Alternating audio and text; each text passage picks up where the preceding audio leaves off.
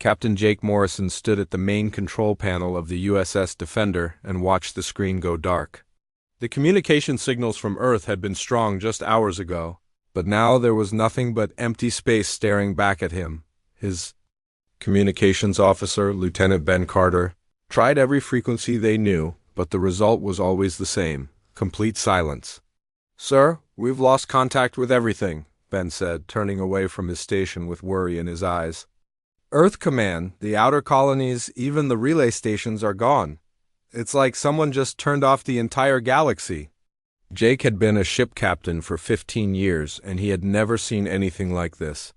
The human communication network stretched across dozens of star systems, connecting Earth to its furthest colonies through a web of relay stations and quantum transmitters. The system was built with multiple backup routes and emergency protocols. For everything to go silent at once meant only one thing: this was not an accident. "Get me Admiral Lisa Carter on the emergency channel," Jake ordered. The emergency channel was an old system that used simple radio waves instead of the advanced quantum communication network. It was slow and had limited range, but it was also harder to block or jam. Ben worked at his station for several minutes before shaking his head. "Nothing, sir. If Admiral Carter is trying to reach us, we can't hear her." Jake looked out at the stars through the bridge windows. The USS Defender was patrolling the border between human space and the territory controlled by the Zentari Empire. The Zentari were a powerful alien race that had been expanding their territory for decades, conquering one species after another. They had fought humans before, but those battles had been small conflicts over trade routes and mining rights. "Lieutenant Sarah Wells, take us to the nearest human colony," Jake said to his navigation officer.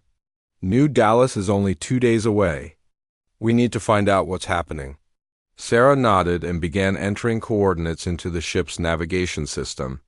The USS Defender was a heavy cruiser, one of the most powerful ships in the human fleet. It carried enough weapons to fight a small war and enough supplies to operate independently for months. Jake had always thought these capabilities were designed for long-range patrols, but now he wondered if the shipbuilders had known something like this might happen. As the Defender moved toward New Dallas, Jake called a meeting with his senior officers. The ship's conference room was small but comfortable, with a large table surrounded by chairs and a wall screen for displaying star charts and tactical information. Jake's department heads filed in one by one: his weapons officer commander, Amy Walsh, his chief engineer Lieutenant Tony Martinez, and his security chief Sergeant Mary Johnson. "The communication blackout is affecting everything," Jake began. "We have no contact with Earth, no contact with the colonies, and no contact with other ships. For all we know, we might be the only human ship still operating." Amy Walsh had served on 3 different ships before joining the Defender crew. She was known for her calm thinking during crisis situations. "Captain, this kind of total communication failure doesn't happen by accident. Someone is jamming our signals on a scale we've never seen before." Tony Martinez nodded in agreement. "The quantum communication system is supposed to be impossible to block completely. The only way to create this kind of interference would be to place jamming devices in multiple star systems at the same time." Mary Johnson had been quiet during the discussion, but now she spoke up. "Sir, my security reports from the past few weeks show increased Zentari ship movements along our borders. Our intelligence sources reported that the Zentari were building some kind of new technology, but we never found out what it was." Jake felt a cold feeling in his stomach. If the Zentari were behind the communication blackout, it could only mean one thing: they were preparing for a massive attack on human territory. The communication network was not just used for talking between ships and colonies. It was also used to coordinate military defenses, call for reinforcements, and share intelligence about enemy movements. If the Zentari have cut our communications, they're probably moving against our colonies right now, Jake said. Each colony will be fighting alone, with no way to call for help, and no way to know if other colonies are under attack. The officers around the table looked at each other with growing concern. The human colonies were spread across many star systems, each one defended by small local forces. They had never been designed to fight major battles without support from the main fleet. What are our orders, sir? Amy asked. Jake thought about the question. Normally, a ship captain would contact Earth Command for instructions in a situation like this. But with all communications down, he would have to make his own decisions. The USS Defender was just one ship, but it was a powerful one. And right now, it might be the only help the colonies would get. We're going to New Dallas first, Jake decided. If the colony is under attack, we'll defend it. If it's safe, we'll try to organize a resistance. The Zentari think they can defeat US by cutting our communications, but they're wrong. Human ships don't need constant orders from Earth to know their job. The meeting ended, and Jake returned to the bridge. The USS Defender was moving through hyperspace toward New Dallas, but the journey would take 2 days. Jake spent those days reviewing everything his crew knew about Zentari military tactics and technology. The aliens were advanced, but they had weaknesses. Their ships were designed for overwhelming weaker enemies, not for fighting battles against equal opponents. On the second day, the Defender dropped out of hyperspace at the edge of the New Dallas system. A colony was built around a mining operation on a planet rich in rare metals. It had a population of about 50,000 people and a small defense force with only a few light warships. Lieutenant Wells scanned the system for any signs of battle or enemy ships. Jake ordered. Sarah worked at her station for several minutes before reporting back. Sir, I'm detecting debris in orbit around New Dallas. It looks like the remains of several ships, but I can't tell if they're human or alien. Jake felt his heart racing. They might be too late to save the colony. But as the Defender moved closer to the planet, Ben Carter called out from his communication station. Captain, I'm receiving a transmission from the planet's surface. It's Governor Pete Jackson, and he's asking for immediate assistance. The colony is under attack. Jake smiled for the first time in days. The colony was still fighting, which meant there was still hope. All stations, prepare for battle. It's time to show the Zentari what happens when they mess with human colonies. Governor Pete Jackson stood in the emergency command center deep beneath New Dallas City and watched the screens showing enemy ships filling the sky above his world. 3 weeks had passed since the communication blackout began, and now the Zentari invasion fleet had finally arrived. The alien ships were massive, each one bigger than the largest human warship, and there were hundreds of them. How many ships are we looking at? Pete asked Commander Amy Walsh, who had been transferred from the USS Defender to help organize the colony's defenses. Over 300 enemy vessels, Amy replied, studying the sensor readings. They've got battleships, cruisers, and what? Looks like troop transport ships. This isn't just a raid, Governor. They're planning to take and hold this planet. Pete had been governor of New Dallas for 8 years, and he had always known this day might come. The colony was located on the border between human space and Zentari territory, making it a likely target in any major war. But he had hoped that Earth's military would be here to help defend his people. The command center's communication system crackled to life with an incoming transmission.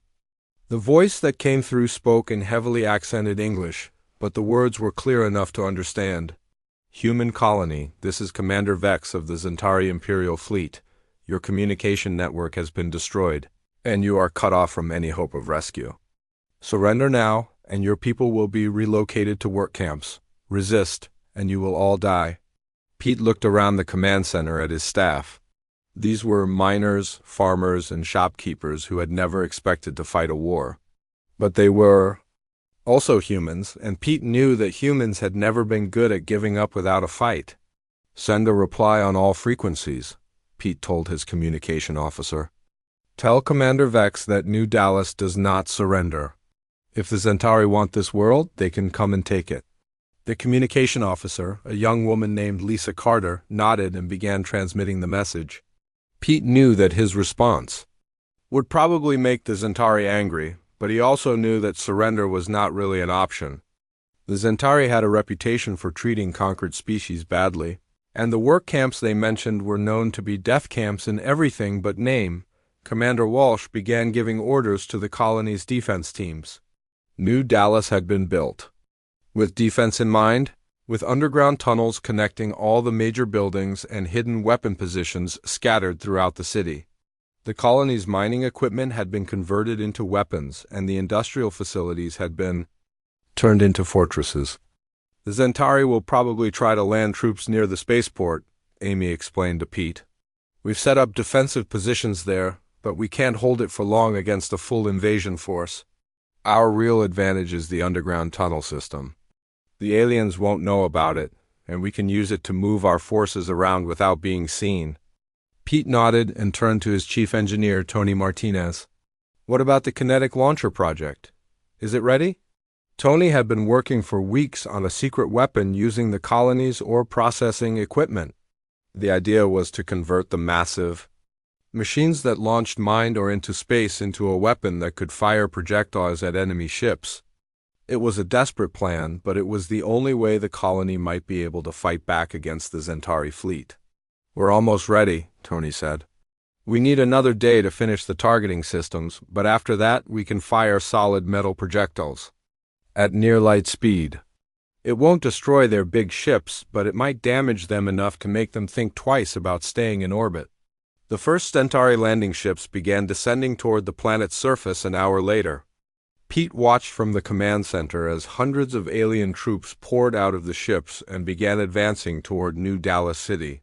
The colonists had prepared for this moment, but seeing it actually happen was still terrifying, Sergeant Mary Johnson led the first group of defenders who made contact with the Centauri forces. She had been training civilian volunteers for weeks, teaching them basic combat tactics and how to use the improvised weapons they had created. The battle began. At the city's outskirts, where the colonists had built barricades using mining equipment and cargo containers. The Centauri are advancing in formation, Mary reported over the radio. They're not expecting much resistance. We might be able to surprise them. The colonists had one major advantage. They knew the terrain better than the invaders. The Centauri were used to fighting on flat battlefields against conventional armies. But New Dallas was built on and around mining sites, creating a landscape of tunnels, hills, and deep excavations that the defenders could use to their advantage. Pete listened to the battle reports coming in from around the city. The colonists were fighting bravely, but they were badly outnumbered. The Centauri had advanced weapons and armor, while the humans were using mining tools and improvised explosives. The outcome of the battle seemed obvious, but Pete was determined to make the aliens pay a heavy price for their victory. Governor, we're getting a strange reading on the long-range sensors, Lisa Carter called out from her station. There's something coming toward our system, but it's too far away to identify. Pete felt a small spark of hope. Maybe Earth had somehow learned about the attack and sent help. But he knew it was probably just wishful thinking. The communication blackout meant that Earth had no way of knowing what was happening to the colonies. The battle for New Dallas City continued throughout the day. The colonists fought from building to building, using the underground tunnels to move their forces and attack the Centauri from unexpected directions. The aliens had superior firepower, but they were fighting in an environment they didn't understand. Against people who had nothing left to lose. As night fell, Pete received a report that made his heart sink. The Centauri had broken through the outer defenses and were advancing toward the city center. The colonists had fought bravely, but they couldn't hold out much longer against the overwhelming enemy forces. Sir, the kinetic launcher is ready to fire, Tony reported. We have one chance to hit their command ship before they overrun our position. Pete looked at the tactical display showing the battle above and below ground. His people were dying to buy time for this one desperate shot.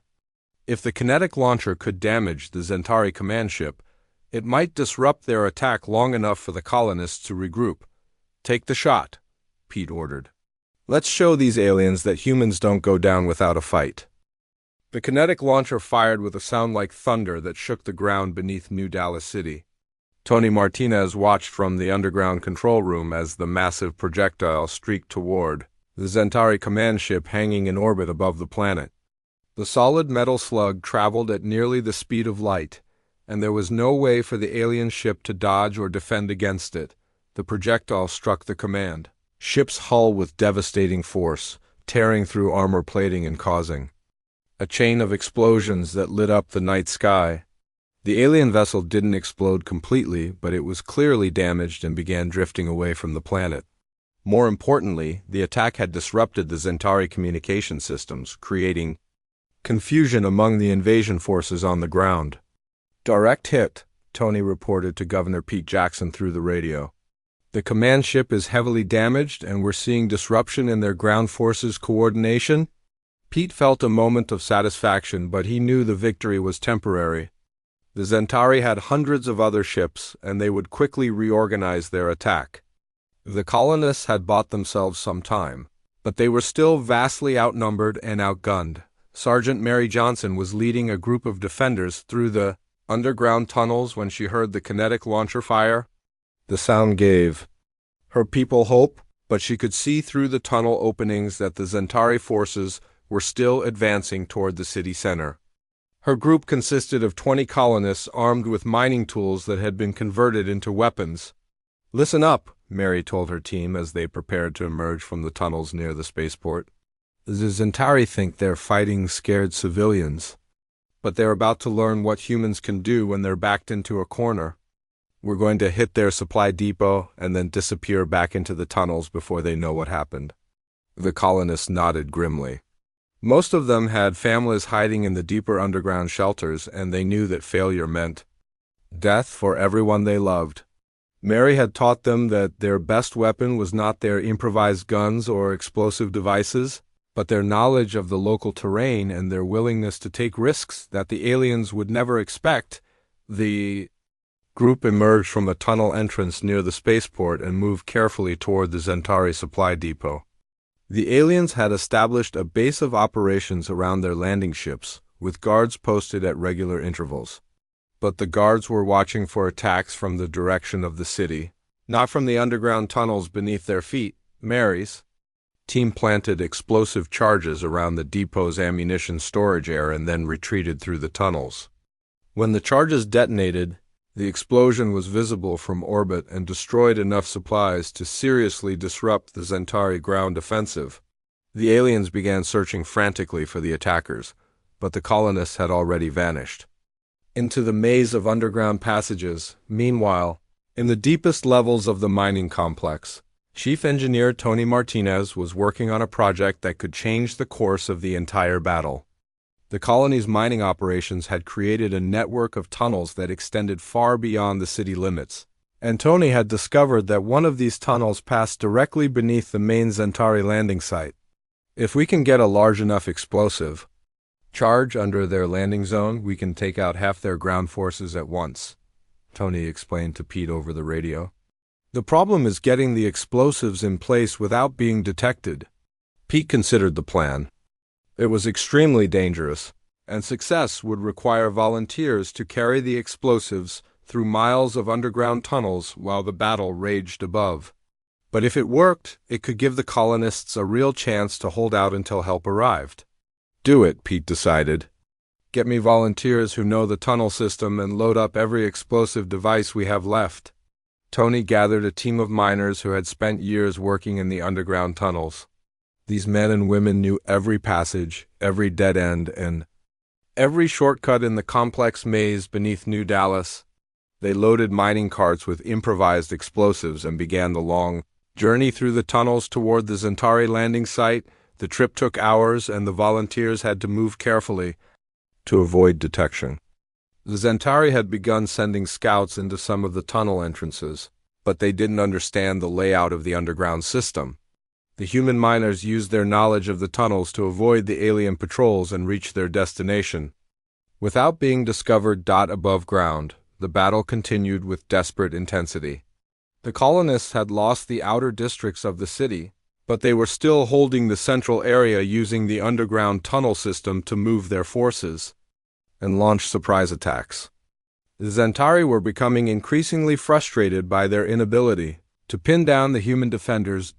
Commander Amy Walsh coordinated the defense from the underground command center, using her military training to make the most of the colonists' guerrilla tactics. She had divided the remaining defenders into small teams, That could move quickly through the tunnels and strike at the Zentari forces from unexpected directions. "The aliens are getting angry," Amy reported to Pete. "They're starting to use heavier weapons against civilian buildings. They're trying to force us to come out and fight them in the open." Pete felt sick at the thought of civilian casualties. But he knew that a direct confrontation with the Zentari forces would be suicide. The colonists' only chance was to continue the guerrilla campaign until help arrived, or until they had inflicted enough damage to make the aliens retreat. Tony's team reached the position beneath the Zentari landing site just as the sun was setting. They could hear the sounds of alien vehicles and troops moving around above them, and they knew that hundreds of enemy soldiers were directly overhead. The miners began placing explosive charges along the tunnel ceiling, using their knowledge of rock formations to ensure maximum damage to the surface. "Charges are in place," Tony reported. "We're ready to detonate on your order." Pete took a deep breath and thought about all the people counting on him to make the right decision. The explosion would probably kill many Zentari soldiers, but it would also reveal the location of the tunnel system and make it harder for the colonists to continue their guerrilla campaign. "Wait for my signal," Pete decided. "We need to time this perfectly to get maximum impact." As night fell over New Dallas, the colonists prepared for what might be their final gambit against the Zentari invasion force. Captain Jake Morrison stood on the bridge of the USS Defender as his ship dropped out of hyperspace at the edge of the New Dallas system. The journey from the Border Patrol had taken 2 days, and Jake hoped they were not too late to help the colony. Lieutenant Ben Carter immediately began scanning the system for signs of battle or enemy activity. "Captain, I'm reading massive energy signatures near the planet," Ben reported. "There are hundreds of ships in orbit, and they're definitely not human. I'm also detecting weapon fire and explosions on the planet's surface." Jake felt his heart sink. The Zentari had reached New Dallas before the Defender could arrive, and the colony was under attack. But as the ship's sensors gathered more information, Jake realized that the battle was still ongoing. The colonists were somehow still fighting despite being outnumbered and outgunned. "Lieutenant Wells, plot a course for the planet," Jake ordered. "All weapon systems, prepare for combat. We're going to show these aliens what happens when they attack human colonies." The USS Defender was a heavy cruiser with enough firepower to take on multiple enemy ships at once. Jake had been hoping to coordinate with other human vessels, but the communication blackout meant his ship was operating alone. He would have to make every shot count if he wanted to save the colony. As the Defender moved toward the planet, Jake could see the full scope of the Zentari invasion fleet. The alien ships were arranged in a standard blockade formation, with the largest vessels positioned to bombard the planet while smaller ships provided escort and support. It was a textbook invasion setup designed to overwhelm planetary defenses through sheer numbers. "Sir, I'm detecting a transmission from the planet's surface," Ben announced. "It's Governor Pete Jackson requesting immediate military assistance." Jake smiled grimly. The colony was still in contact, which meant the Defenders were still alive and fighting. "Open a channel to the Governor," he ordered. "Tell him that help has arrived." The transmission that came back was filled with static, but Jake could hear the relief in Pete Jackson's voice. "USS Defender, this is Governor Jackson. We've been holding out for days, but we can't last much longer. The Zentari have us surrounded, and they're preparing for a final assault." "Hold your position, Governor," Jake replied. "We're moving to engage the enemy fleet." "Can you give us any tactical information about their deployment?" Pete's voice crackled through the speakers. "The main command ship is damaged but still operational. Most of their ground forces are concentrated around the spaceport and the city center. If you can disrupt their orbital support, we might be able to push them back." Jake ended the transmission and turned to his weapons officer. "Amy, target the largest Centauri ships first. We need to break their formation and create chaos in their ranks." Commander Amy Walsh had transferred back to the Defender just before the communication blackout began. She knew the ship's weapon systems better than anyone, and she was eager to use them against the aliens who had trapped humanity in this isolated war. All weapons charged and ready, Captain, Amy reported. We have enough firepower to seriously damage their fleet, but we'll be outnumbered 50-1. Jake nodded and gave the order to attack. The USS Defender opened fire with every weapon it had, sending plasma bolts and missile volleys toward the Zentari fleet. The aliens had not expected a human warship to appear, and their first response was confusion and panic. The Defender's opening salvo destroyed 3 Zentari cruisers and damaged several others. The alien ships began turning to face this new threat, but their formations were disrupted by the sudden attack. Jake used this confusion to his advantage, ordering his ship to move at maximum speed through the enemy fleet while continuing to fire. On the planet's surface, Governor Pete Jackson watched the battle in orbit through his command center's sensors. The arrival of the USS Defender had given his people new hope, but he knew the human ship couldn't fight the entire Zentari fleet alone. It was time to trigger the explosive trap that Tony Martinez had prepared beneath the alien landing site. Tony, detonate the charges now, Pete ordered. We need to support the Defender by eliminating as many ground forces as possible. The explosion beneath the Zentari landing site was massive, creating a crater nearly a mile wide and destroying dozens of alien vehicles and hundreds of troops. The blast also damaged several ships that were too close to the surface, creating secondary explosions that lit up the night sky. The Zentari forces on the ground were thrown into chaos by the unexpected attack from below. Many of their communication systems were disrupted, and their commanders struggled to reorganize their scattered units. This gave the colonists an opportunity to launch counterattacks from the underground tunnels. Sergeant Mary Johnson led her team out of the tunnels and began attacking confused Zentari units throughout the city. The aliens were used to fighting conventional battles, but they had no experience dealing with an enemy that could appear anywhere and disappear just as quickly. In orbit, Captain Jake Morason watched as more Zentari ships moved to attack the Defender. His ship's shields were holding, but they wouldn't last forever against concentrated enemy fire. The USS Defender was designed to fight peer opponents, not to take on an entire fleet single-handedly. Captain, we're receiving another transmission, Ben Carter announced. It's not from the planet. It's coming from outside the system. Jake felt a surge of hope. Maybe other human ships had detected the battle and were coming to help. Put it through, he ordered. The voice that came through the speakers was familiar. And welcome. USS Defender, this is Admiral Dan Parker aboard the USS Liberty. We're 3 minutes out from your position with a full battle group. Hold your position and prepare for fleet engagement. Jake almost shouted with joy. Admiral Parker commanded the Third Fleet, one of the most powerful formations in the human navy. If he was bringing a full battle group, the Zentari were about to face a force they couldn't handle. Admiral, this is Captain Morrison. The colony is still holding, but barely. The Zentari have a large invasion force on the ground and in orbit. Understood, Captain. We're coming in fast and ready for battle. It's time to show these aliens what happens when they mess with human space. The Zentari fleet began detecting the approaching human ships, but it was too late for them to reorganize their formations. Admiral Parker's battle group dropped out of hyperspace in perfect attack formation, with the massive USS Liberty leading a formation of cruisers and destroyers. The real battle for New Dallas was about to begin. Admiral Dan Parker stood on the bridge of the USS Liberty and watched his fleet tear through the Zentari invasion force like a knife through paper. The alien ships had been arranged for orbital bombardment, not fleet combat, and they were completely unprepared for a coordinated attack by human warships designed for battle. All ships, focus fire on the largest enemy vessels, Dawn ordered through the fleet communication system. Destroy their command structure first, then work your way down to the smaller ships.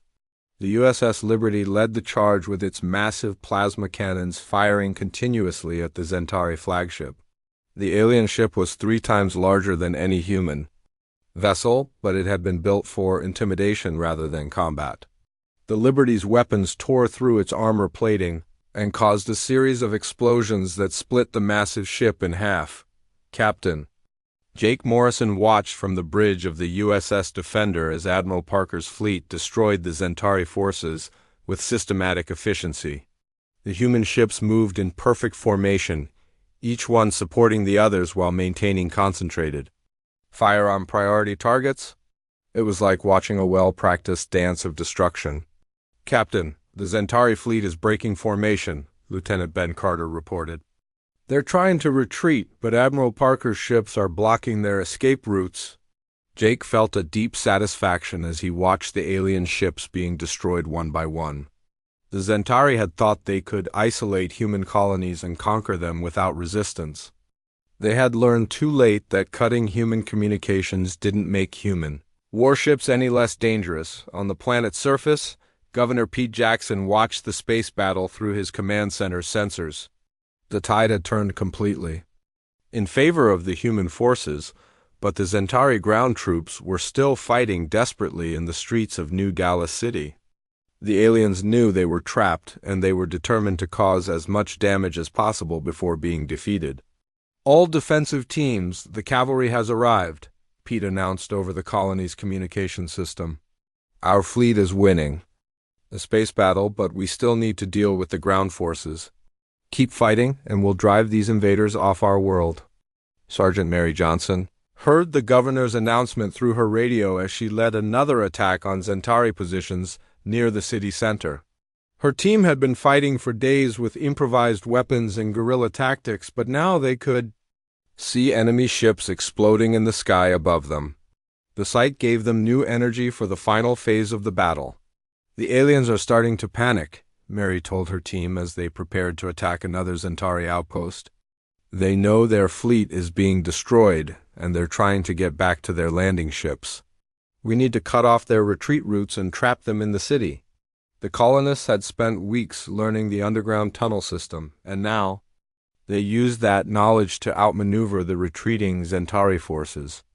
Every time the aliens tried to move toward their landing ships, they found human fighters blocking their path or attacking them from hidden positions. Chief Engineer Tony Martinez emerged from the underground control room for the first time since the battle began. The kinetic launcher had been destroyed by Zentari bombardment, but its job was done.